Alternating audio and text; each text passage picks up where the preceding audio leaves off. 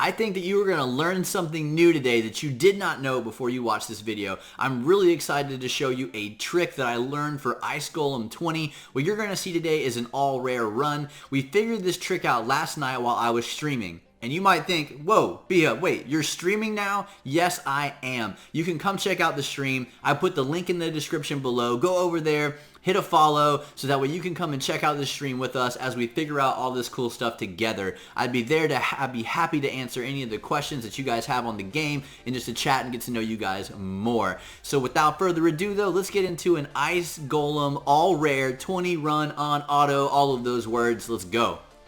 Alright, let's get right into this Ice Golem 20 run. Here's the team that we're going to be using today. Apothecary, Kael, Reliquary Tender, Banshee, and Seducer. We're going to be running this. Right now, what you're going to be watching really is going to be footage from the stream last night. So that way you can kind of see what we were dealing with and how we were working. Now this team, the reason that I wanted to bring largely the same heroes in this first Ice Golem 20 video. This won't be the only one that I do. I will do one and I will use a multiple pool of heroes.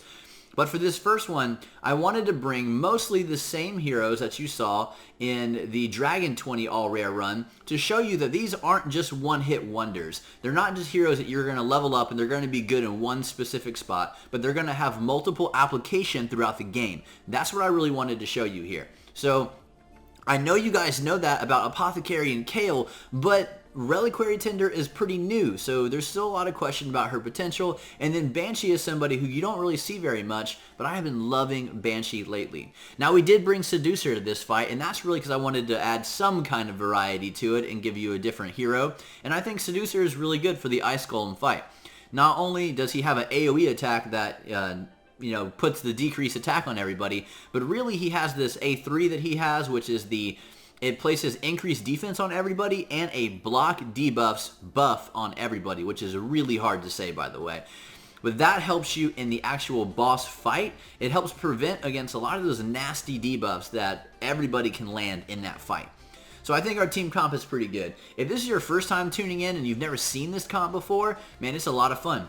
Right now we have Banshee over here. Banshee is going to be in stun gear. And as you just kind of watch the fight, you'll see people get stunned frequently because Banshee just lays down AoE attacks. And every time she does that, she has an opportunity to place a stun. And it's really awesome to see that happen. Not only that, but she has good utility as well. She can remove buffs, she can place decreased defense, she can do a lot of different stuff. So right there, she has block cooldown, and she has a stun that got laid on this guy. And that's incredibly helpful for us. So Banshee does that. Reliquary Tender is there to remove all of those pesky debuffs, to give us a continuous heal, and to res people who go down in case anybody actually does drop in this fight. Apothecary, speed boost obviously, and the heal up. Kael is there for the damage output, and that's really the team. He's a really, kind of well-oiled machine. Like there you just saw Banshee get 2 stuns off in 1 hit, and you're going to see that. It's going to happen a pretty good bit. It's a lot of fun to use a hero that has AoE attacks and stun gear. That's a good tip for anybody who's trying to figure out how to navigate these waters. Now, the way that we set this up right here is we do have 2 of our heroes are in toxic gear. So you have Reliquary Tender in toxic gear and Seducer also in toxic gear, which is where you're going to see a lot of those poisons come from in addition to Kael. And that is going to help us down things faster. It's going to help us down the boss faster also, and I'll show you that here in a second. Now, if you want to see some different heroes, I did a Dragon 18 all rare run, which I used Gnarlhorn and I used Madman to complete that run. So I did bring some new heroes to that fight, so you can definitely go check that out. I also did a Gnarlhorn guide to show that even though he is weak against Dragon 20, he can still tank a Dragon 20 fight, to kind of show you that some of these people have maybe more utility or use than you thought previously. So you can check out those heroes as well in that video. Now, the thing that we learned that you're going to see firsthand here in a couple of seconds is just fascinating to me. What you're going to see is the Ice Golem has a move called Frigid Vengeance. And this move will, if you're familiar with it, whenever you cross, there's 5 HP thresholds on the boss's HP total. This move will trigger. It's at 80, 60, 45... 30, 15, I believe, are the 5 thresholds, if I'm not mistaken. And each time he goes past that mark, he will use this Frigid Vengeance attack. And that attack will essentially, it will res the 2 adds that are in front of him. It has an opportunity to freeze all of your people, and it just makes this fight a lot longer because you need to down those ads that are in front of the boss, the 2 minions who are in front of him. If one of them is alive whenever he uses Frigid Vengeance, then it does 50, or it ignores 50% of damage.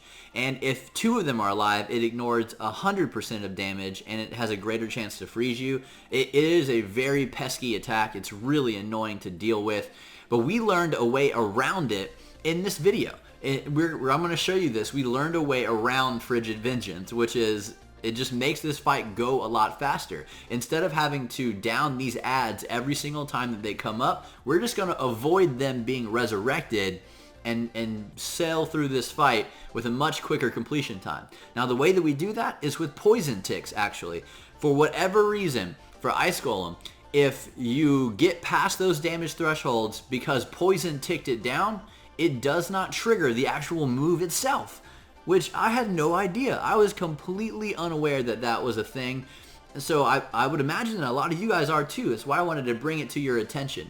So what you have to do in this fight, the first thing that you have to do is make sure that you kill these ads. You have to get them down, because if you do trigger the Frigid Vengeance, then you will get nuked with having them up. So they need to go down first. Now, the other thing that you need to know is you can obviously target heroes like you just saw right there. There's this red ring. If you click on a hero, or you click on the boss, or you click on the ad, this red ring will appear under them, and your heroes will focus them down. So the reason I did it right here is I wanted to place a couple of poisons on him so the poisons would tick through. And then I switched my focus back over to the other ad, so that way we'll kill him, and then these poisons will tick, and we'll go through the 80 threshold, and no Frigid Vengeance will trigger. There you go. You just saw it. So no Frigid Vengeance. That's pretty awesome. Now you're going to see that again here in a second. We're going to slap more poisons on him, and it's going to do the exact same thing at the 60 mark. So this is really cool. This is a way to make this fight significantly less annoying. And that's why for this fight I brought 2 heroes with Toxic Set, and I brought Kael, who obviously just does a ton of poison damage. So you saw it right there. We passed the 60 mark and still no Frigid Vengeance again. I was really excited whenever I saw this.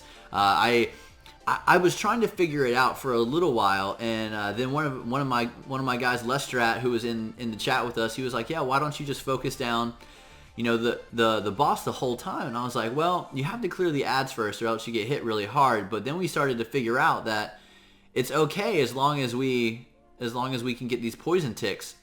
Then we're good. If we get these poisons to tick down, we're good. So we're passing all of these marks. The 30 mark is the one in this fight that we do actually hit. So we're gonna, yeah, right there. We hit the 30 mark, so the Frigid Vengeance came back up. Now here, we just have to make sure that we down these ads. Because if they come back up, you need to down them again, and obviously the boss has some poison on him. But if he ticks past it, it's okay. But we, yeah, just got to make sure that you down those ads. Now, what happened in this fight is because the boss has a bunch of poison, but see, I clicked and we went back to the left. You see the circle under the guy on the left. We went back to him. Because if you do not do that and you keep hitting the boss, you have an opportunity of having that Frigid Vengeance come and smack you in the face with full power, and you do not want that. Now, at this point, we actually moved past the 15 threshold, but I just wasn't really sure because it's kind of hard to gauge sometimes. So I actually probably could have just switched back to the boss at this point and just nuked the boss down. Or maybe that tick got us past it. I'm honestly not really sure where that 15 mark is at. But yeah, you just have to be careful. Make sure that the poisons are ticking down past those thresholds, and you should be absolutely fine in this fight, as you see right here. In this one, we were never in danger of losing. I think the only 2 fights that I lost were both because I was not paying attention. And this thing happened. We went past one of the thresholds, we res, and I had the auto thing focused on the Ice Golem. And there you go. There's the win. So yeah, we'll go to that. Now what we'll do here in a second is we'll go and we'll check out some of the gear in this that I'm using on these heroes. It'll be very quick and very brief since you already have seen these heroes if you saw the Dragon 20 video. I'm not going to go in detail, but let's get into it and let's make sure you guys know what I'm rocking in this video.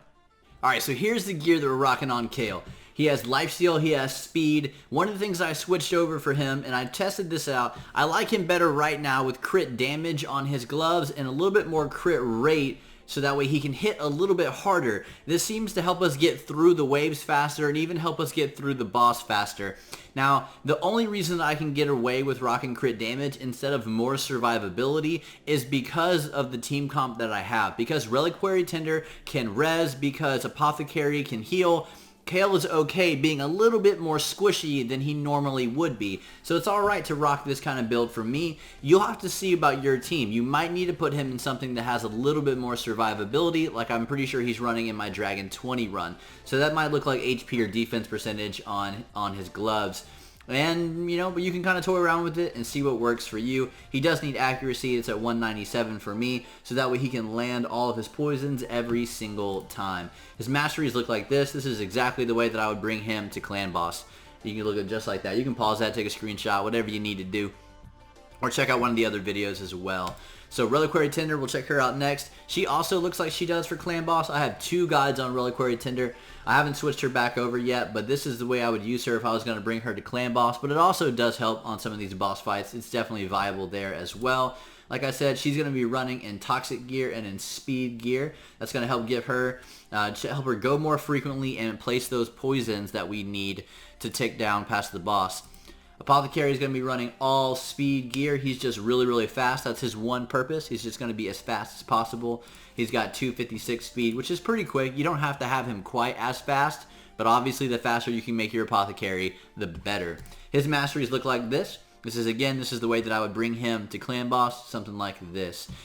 For Banshee, Banshee is looking like this for her masteries. She's down here at Fearsome Presence. This tier 6 mastery will give her 5% extra chance of landing the stun from the gear that we put on her. That's a 23% chance of landing a stun now, and with her AoE attacks, it happens very, very frequently, as you can see in the run. So this is really what she looks like right here. Now her artifacts, she has the stun gear and the immortal gear, and yeah, that's pretty much the way that I rock her. You could bring her accuracy up more if you have the opportunity to do so with your heroes. Do I have an accuracy banner? See, I don't have an accuracy banner, and that's why her accuracy is a little bit lower. If I had the opportunity, this would be an accuracy banner so that she could land her debuffs more frequently, like her decreased defense, her removing her buffs, and the block cooldown skills and all of that. So you can toy around with that as well. And then Seducer is also rocking the Toxic gear. And I know you see like double 6-star Toxic gear. Really, that's the only option that I had. I don't have a lot of Toxic gear to, you know, lying around. So I had to use the ones that I do have. Now you could get away with running Toxic gear that is not as good as this Toxic gear. Don't think just because my gear is awesome, yours has to be the same amount of awesome. It should be fine. You should be okay with running less than ideal gear right here. And that should be fine. For whatever reason, I realized that I left him in a shield set, which I can definitely switch that one out. I would put a speed here so I can get some extra speed boost on him. And yeah, there you go. That's kind of Seducer in a nutshell. I have not finished out his masteries yet. I'm still kind of toying around with this hero to see how I like him. But there you go. That's what I have on him so far. I would say the Evil Eye is really good. Like, Evil Eye is always solid when you have a hero who has a single target A1, because that does reduce that turn meter on a lot of the heroes in the waves. It makes it a little bit easier for you to get through those fights. So there you go. There's all the heroes that we use, gear and masteries. If you want to check out some of these other videos, you can see you got Gnarlhorn. You can check out the Gnarlhorn guide. There's Madman. You can check out, you can see him in action in the Dragon 18 run. Rudic Warder is coming up here soon. So you're going to be seeing more rare heroes coming up. Check that out. Bellower is also in there. In the Dragon 20 run, you can check out Bellower. I mean, yeah, there you go. Bulwark is awesome for Clan Boss. You can check out Bulwark if you want a rare hero for Clan Boss. There you have it. So that's our video for today. If you have any additional questions, comments, concerns, or anything like that, let me know. Let me know in the comments below. I always like to talk to you guys. If you really want to ask me questions nowadays, come check out the stream, and then you can definitely ask me a bunch of questions on stream. Now, if you got something out of this video, hit like and hit subscribe. I would really, really appreciate it. If you're feeling super generous, you can donate below, or you can go to the, or you can just donate on stream. You could also do that. That's an option. Now, if you want to know what gear I use for this video, the Amazon affiliate link is below. Thank you guys so much for watching. I truly, truly appreciate all the support. And until next time, peace out.